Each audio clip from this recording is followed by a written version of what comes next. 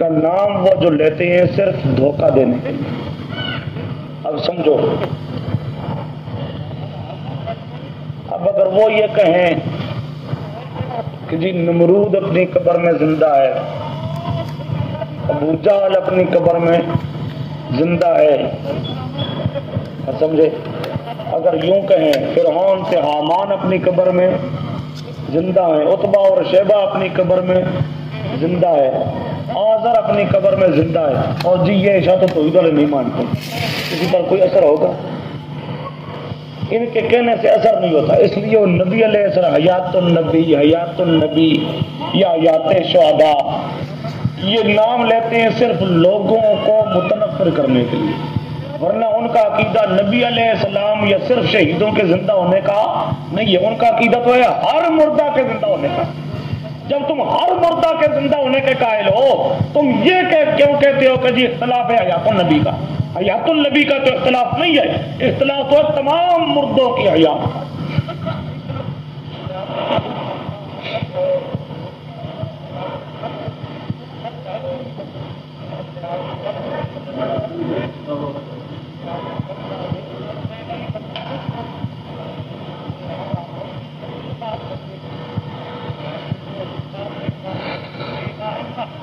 اچھا جی، آگے شک نمبر 17 آپ کے پاس ایک لکھی ہے.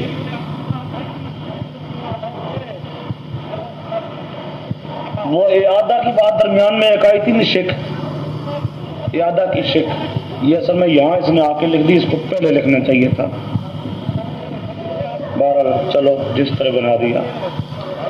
یہ اعادہ روح، اگر وہ اعادہ روح کے قائل ہو جائیں تو پھر پوچھنا ہے اعادہ بالجملہ مانتے ہو یا اعادہ فی الجملہ مانتے ہو؟ اعادہ بالجملہ مانتے ہو یا اعادہ فی الجملہ مانتے ہو؟ سمجھے؟ اور یہ جب سوال کرو گے پہلے ان بیچاروں کو معنی بھی سمجھانے پڑیں گے،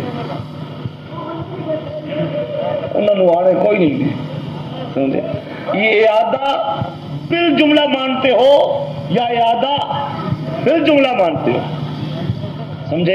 اعادہ دنیاویہ مانتے ہو یا اعادہ برزخیہ مانتے ہو؟ سمجھے؟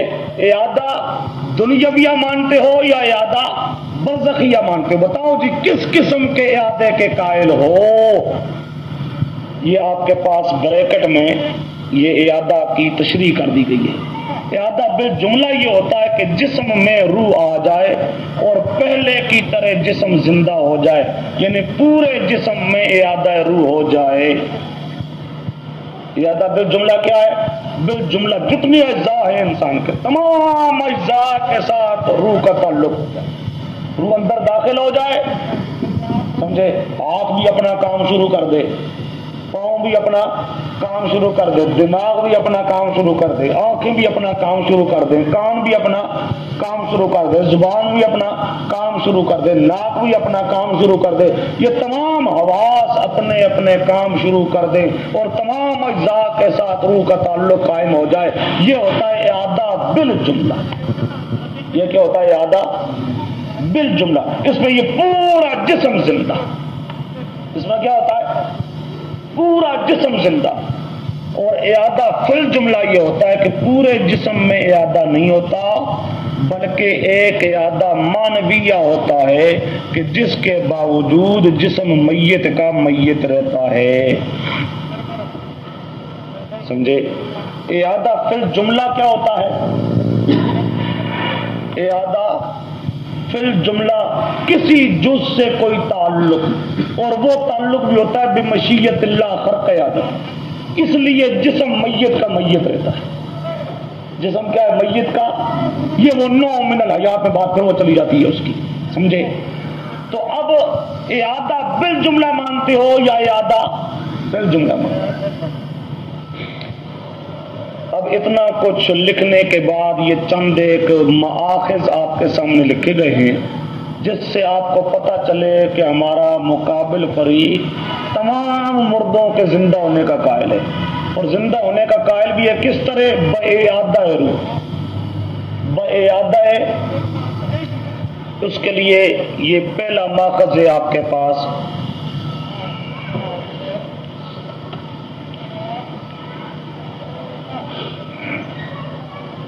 یہ مولانا سرفراز صاحب کی عبارت ہے۔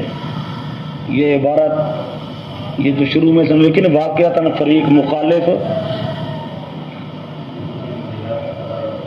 ہر مردے کی حیات کے قائل ہیں، ہر مردے کی حیات کے قائل ہیں۔ یہ ماخذ سمجھے، ہر مردے کی حیات کے قائل ہیں۔ عبارت ان کی دیکھو، یہ مولانا سرفراز صاحب کی عبارت ہے۔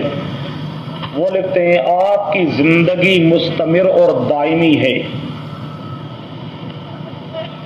آپ کی زندگی مستمر اور دائمی ہے، جس پر پھر موت طاری اور وارد نہیں ہوئی،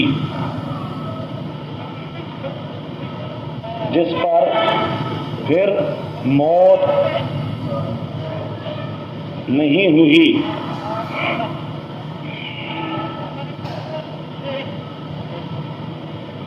وارد نہیں ہوئی، جس طرح کے بعض حضرات کے نزدیک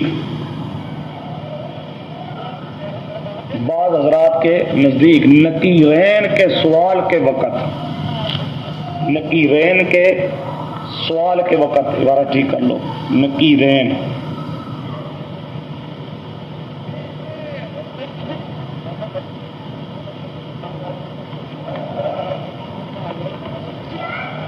نکیرین کے سوال کے وقت تمام مردوں کو زندہ کرتے ہیں اور پھر وفات طاری کر دی جاتی ہے۔ گو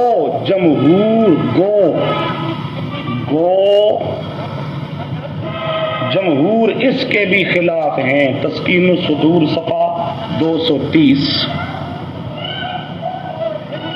تبا سوئن۔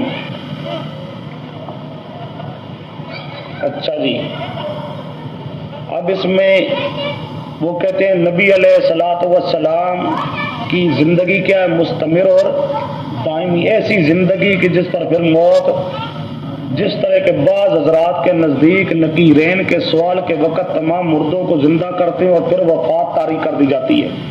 مطلب کیا ہے؟ آگے لکھا یعنی جمہور عام مردوں کے لیے بھی حیات مستمرہ اور دائمہ کے قائل ہیں، قائل ہیں، عبارت ٹھیک کرو، قائل ہیں۔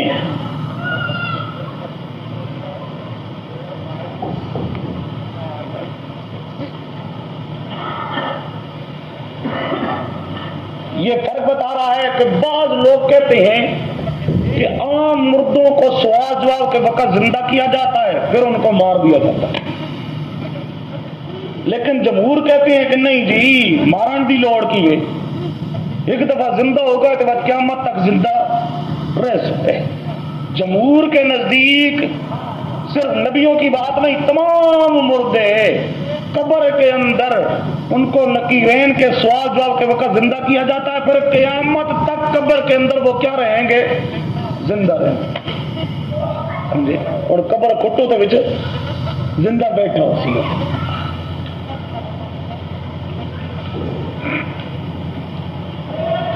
اب کیسا غلط نظریہ کہ ہر مردہ قبر میں زندہ ہے۔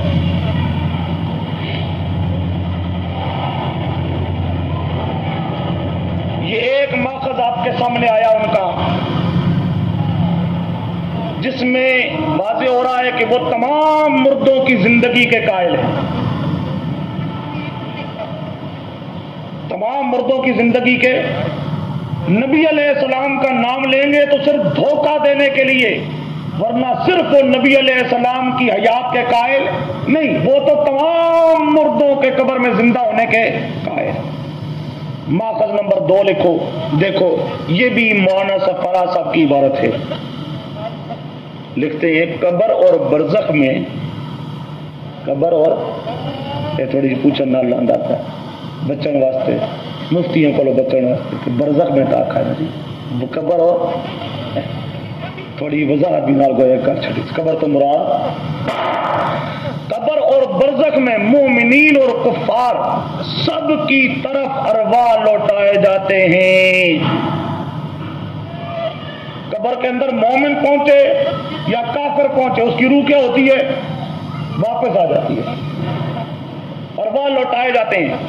تو حضرات انبیاء کرام علیہ السلام کا مقام تو بہت اونچا ہے، اس لیے قبور میں ان کی حیات رد ارواح کے طور پر ہی ہوگی، رد ارواح کے طور پر ہی ہوگی.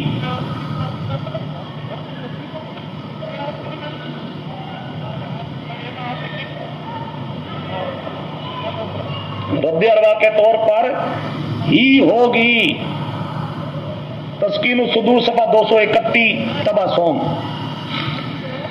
اب اس میں بھی کیا ہے؟ تمام کافر، تمام مومن، صرف نبیوں کی بات، تمام زندہ ہیں. اور کس طرح زندہ ہیں کہ تمام کی روحیں واپس آ جاتی ہیں، تمام کی روحیں واپس، اور تمام کے تمام زندہ ہو جاتے ہیں. جب تمام زندہ ہو جاتے ہیں تو نبی تو بھی طریقے اولا زندہ بھی ہوں گے، اور ان کی زندگی بھی کیا ہوگی؟ رد ارواح کے طور پر ہی اثر ہے.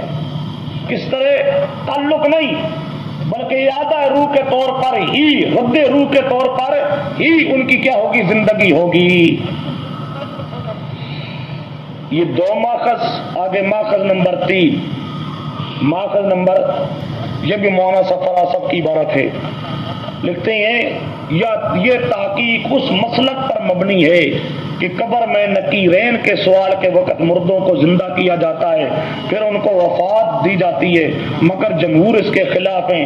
لیکن حضرات انبیاء کرام علیہ الصلوۃ والسلام پر قبور میں وفات نہیں آتی، بلکہ وہ مستمر طور پر زندہ رہتے ہیں. اور اس بات میں وہ حضرات بھی متفق ہیں جو عام مردوں کے لیے قبر میں سوال کے بعد موت تسلیم کرتے ہیں. تسکین الصدور صفحہ 246.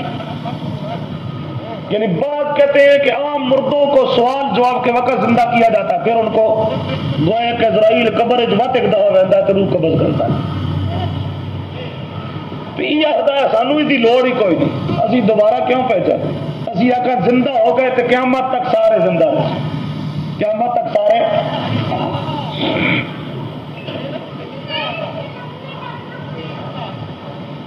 یہ آخر نہیں چاہیے کہ جڑے قبر والے بھائی مردے مردیاں دی زیارت نو وینا ایک ہی آدھا سارے کی ہون زندہ. جب سارے زندہ تو انہوں نے اپنے گھر چ لے آؤ، اپنے بال بچ نو آ کے سنبھالن. کیسا ہے غلط نظریہ اپنایا ہے، سمجھے؟ مٹی کھا جاتی ہے وجود کو، قبر میں وجود ہی نہیں رہتا. نبیوں کے پاک وجود کو تو اللہ محفوظ رکھتا ہے، باقی ہر ایک اس جسم کو مٹی کھا جاتی ہے. جسم ہی نہیں رہا، زندہ کڑی چیز ہے، جسم رہا ہی نہیں. یہ دن دی سارے کے جیندے نہ کہ بلے ہوئے. اچھا جی، اب ان عبارتوں میں آپ کے سامنے بات آئی ہے کہ یہ زندگی کے قائل، ہر مردے کی زندگی کے قائل، اور زندگی بھی کس طرح؟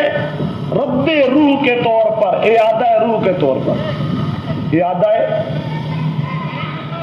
روح کے طور پہ. اب آگے آپ کے سامنے آ رہا ہے ماخذ نمبر 4، اس میں بات اور آئے گی.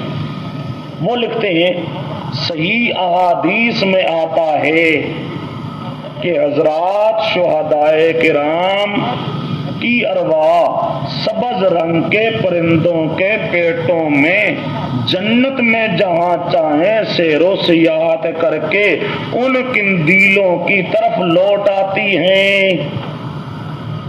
لو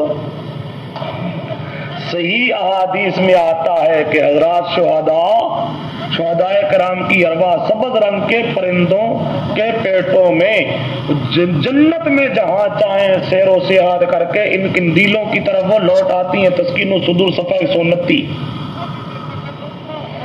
اب اس میں نبی علیہ السلام تو الگ، شہید بھی کہاں زندہ؟ جنت میں. کہاں زندہ؟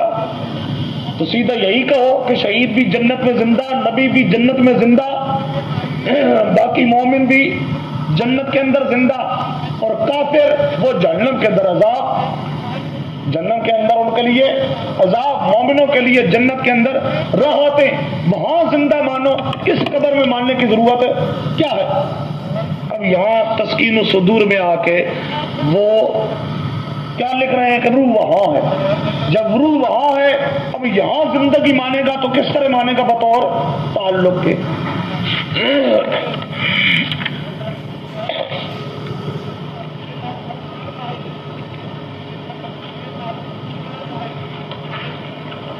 اب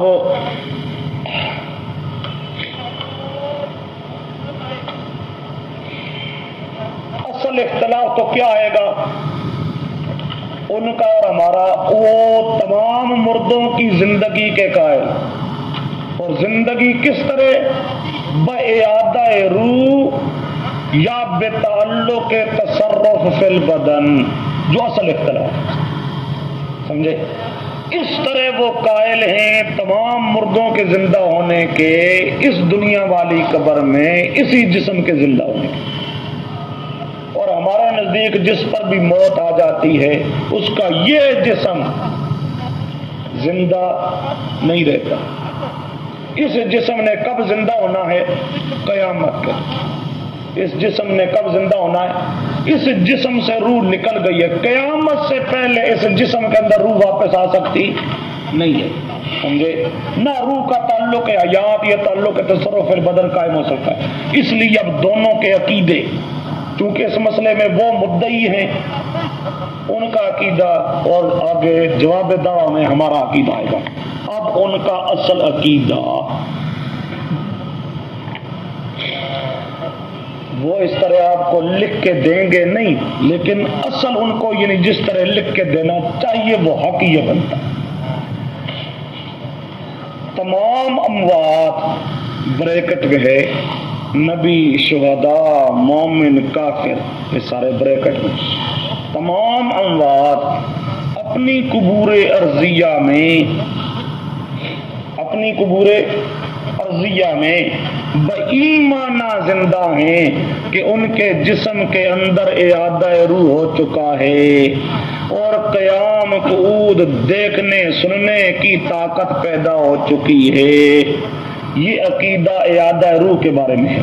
اور اگر اعادہ روح نہ ہو تو پھر عبارت اس طرح بنے گی: تمام اموات بریکٹ میں نبی، شہید، مومن، کافر سارے اپنی قبور ارضیہ میں بایمانہ زندہ ہیں کہ ان کی ارواح بریکٹ میں ہوگا جن کا مستقر علیین یا سجین ہے کا اجسام عنصریہ سے ایسا تعلق پیدا ہو چکا ہے کہ اس تعلق کی وجہ سے جسم میں قیام و قعود کرنے، دیکھنے، سننے کی طاقت پیدا ہو چکی ہے. یعنی تعلق تصرف فی البدن یا تعلق حیات قائم ہو چکا ہے. ان کو چاہیے کہ اب ایسی دلیل دے کہ روح لوٹ کر آ جاتا ہے یا روح کا جسم سے تعلق پیدا ہو جاتا ہے. مطلق حیات منشاء نزاع نہیں. سمجھے؟ اب کیا سمجھے آپ؟ اصل اختلاف کیا بنتا ہے؟ وہ ثابت کریں روح واپس آتی ہے اور زندگی ہوتی ہے، یا روح کا تعلق تصرف قائم ہو جاتا ہے اور زندگی ہوتی ہے. یہ ہے اصل اختلاف. صرف لفظ حیات یہ اختلاف نہیں ہے. صرف زندگی یا حیات یہ لفظ وہ پیش کریں کہیں سے مطلق حیات کا لفظ، یہ ان کے لیے دلیل نہیں بن سکتا. دلیل کب بنے گا؟ جب حیات بایمانہ، حیات جس طرح دیوار لکڑی پتھر میں ہوتی ہے جس سے وہ کیا تسبیح کرتے ہیں، جس سے وہ ان قرآن پاک جو کہتا ہے وَإِن مِّن شَيْءٍ إِلَّا يُسَبِّحُ بِحَمْدِهِ، ہر چیز کیا بیان کرتی ہے اللہ کی، تو تسبیح تبھی بیان کر رہی ہے کہ اس کے اندر ایک قسم کی حیات موجود. لیکن یہ حیات ایسی نہیں ہے کہ جس ان کے اندر روح داخل ہوتی ہو یا روح کا تعلق قائم ہوتا ہو. حیات ہے لیکن روح نہیں ہے. اسے کہتے ہیں حیات بسیطہ، اسے کہتے ہیں حیات. اور جہاں روح کے ساتھ ہو کے حیات ہو سے کہا جاتا ہے حیات مرکبہ، اسے کہا جاتا ہے حیات مرکبہ.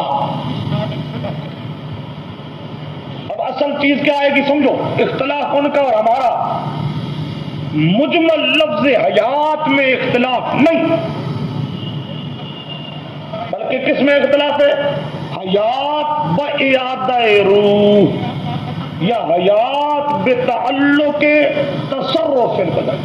لہذا وہ دلیل پیش کریں ایسی جس کے اندر یہ ہو کہ اللہ موت دینے کے بعد روح کو دوبارہ بدن کے اندر لوٹا دیتا ہے.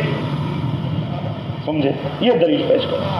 اور ایسی دلیل سمجھے جڑے انہوں نے مر گئے انہوں نے کٹ کے لے آن تو دلیل پیش کر سکتے نہیں.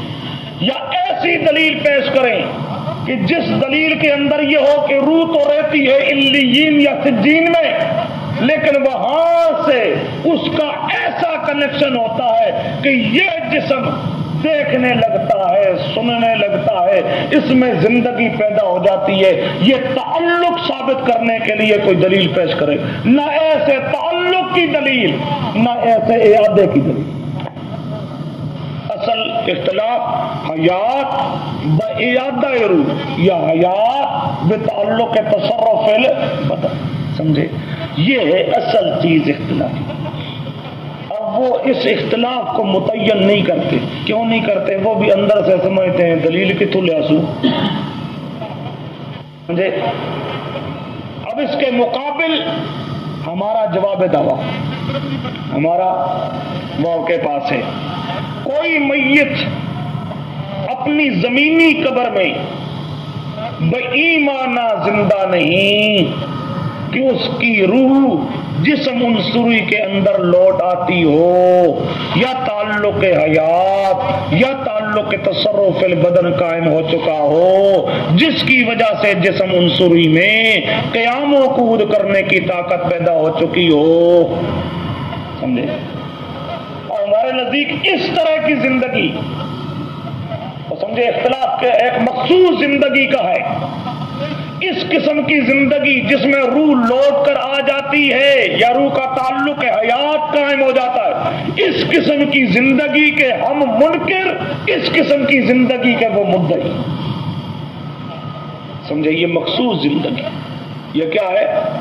مخصوص زندگی. اس کے وہ مدعی ہیں، اس کے ہم منکر ہیں. ان کے پاس تو دلیل اس قسم کی زندگی کے لیے ہے کوئی نہیں، اور ہمارے پاس اللہ کے فضل و کرم سے کئی دلائل. جو دلائل بتائیں گے کہ روح یہاں سے نکل کے گئی ہے، اب قیامت تک وہ روح اس بدن میں نہیں آتی. قیامت تک روح اس بدن میں. قرآن پاک بھی یہی بتائے گا، احادیث بھی یہی بتائیں گی، روح نکل کے گئی ہے، قیامت تک نہیں آ سکتی. اس بدن نے قیامت تک میت رہنا، اس کے اندر روح کا دخول ہو سکتا نہیں ہے. اور جو آدمی حیات بدخول روح مانتا ہے، بتعلق تصرف البدن مانتا ہے، وہ چونکہ ان آیات کا منکر ہوتا ہے. ان آیات کا کیا ہوتا ہے؟ اس لیے اس پر کفر کا فتویٰ لگایا جاتا ہے. وہ سمجھے؟ اب آؤ جی حکم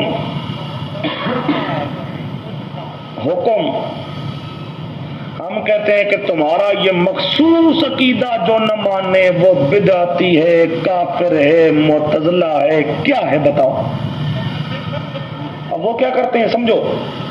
اب وہ قائل ہیں مخصوص حیات کے. قائل ہیں کس کے؟ ہم کہتے ہیں اس پر حکم لگاؤ. یہ جو مخصوص تمہارے والی زندگی ہے، یہ بإعادہ روح جو زندگی کا قائل نہیں، اس جسم کے اندر دیکھنے اٹھنے بیٹھنے کی قوت اور طاقت پیدا ہو جاتی ہے، اس قسم کی حیات کا جو قائل نہیں ہے، لگاؤ فتویٰ کیا ہوتا ہے. سمجھے؟ اس پر کوئی فتویٰ لگانا ہے، کوئی حکم لگانا ہے تو لگاؤ. وہ کیا کرتے ہیں؟ وہ انہی رضا خانیوں کی طرح سمجھے مطلقاً نورانیت مطلقاً بشریت والے سمجھا چکا ہوں. یہاں یہ بھی کیا کرتے ہیں؟ وہ جی جو مطلقاً حیات کا منکر ہو وہ معتزلی ہے، بدعتی ہے، اس کے پیچھے نماز نہیں ہوتی، مکروہ تعلیمی ہے جی. جو عذاب ثواب قبر کا منکر ہو جی وہ بدعتی ہے، معتزلی ہے، اس کے پیچھے نماز نہیں. بھائی یہ کیا ہے؟ تم مخصوص اپنا بتاؤ کہ اس جسم کے اندر روح واپس آتی ہے اور اس طرح واپس آ کر عذاب و ثواب ہوتا ہے جو اس کا منکر ہے. اختلاف اپنا جو مخصوص تمہارا عقیدہ ہے ہم نہیں مانتے، تمہارے عقیدے کو نہیں مانتے. تم حکم لگاؤ اس پر. سمجھے؟ یہ عام طور پہ دجل اور تلبیس کرتے ہیں، یہ پورے دجال بنتے ہیں یہ خبیث، اور واضح مسئلہ نہیں کرتے، نہ اپنا عقیدہ واضح کرتے ہیں نہ کچھ. گول مول عقیدہ، پھر آگے گول مول عبارتوں کی بنیاد پہ فتویٰ لگاتے ہیں. جو اصل عقیدہ ہے بھائی لگاؤ اس پر فتویٰ. اور ہم بالکل صاف کھل کے کہتے ہیں جس مخصوص آیات کے تم قائل ہو، اس مخصوص آیات کا قائل قرآنی آیات کا منکر ہے اور وہ کافر. سمجھے؟ جس مخصوص حیات کے تم قائل ہو، اس مخصوص حیات کا قائل قرآن پاک کی ایک آیت نہیں ہزاروں آیتوں کا منکر ہے، اور چونکہ وہ منکر ہے اس لیے وہ دائرہ اسلام کے اندر نہیں ہے. سمجھے؟ اب آ رہے ہیں، اب ہم بالکل مسئلہ بھی واضح کرتے ہیں، اس واضح مسئلے پر حکم بھی لگاتے ہیں کہ او نہ اپنا عقیدہ واضح کر دیں نہ واضح حکم. اب آپ کے سامنے مختلف دلائل آ رہی ہیں. اب اصل آپ کو کیا پتا چلا اصل اختلاف ہے کیا؟ روح کا اعادہ ہے یا نہیں ہے. لفظ حیات اختلاف نہیں، اختلاف کیا ہے؟ اعادہ روح. کیوں؟ حیات با اعادہ روح، حیات بتعلق تصرف البدن، یہ مجمل حیات، مطلق حیات، درجہ اطلاق میں حیات، وہ اختلافی چیز نہیں. اختلافی چیز کیا ہے؟ مخصوص حیات. وہ مخصوص حیات کون سی؟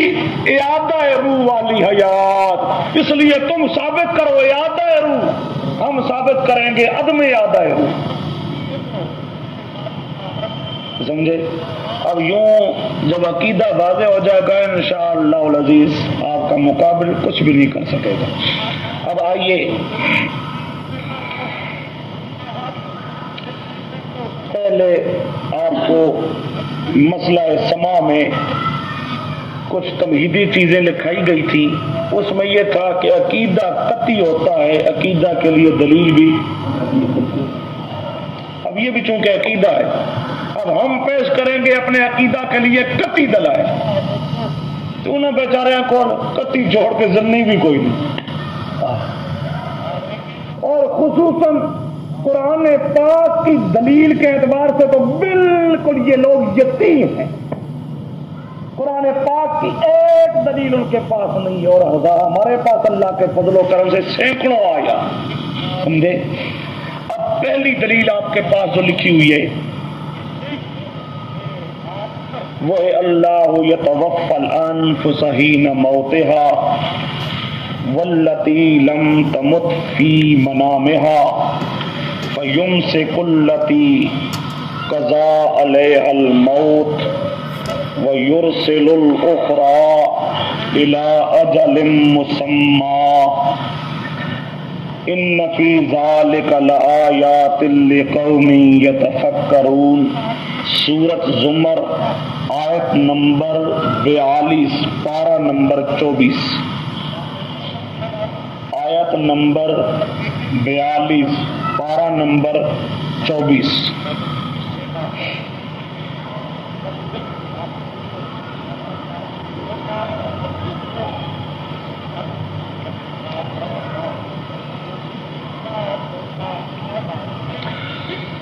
اچھا جی،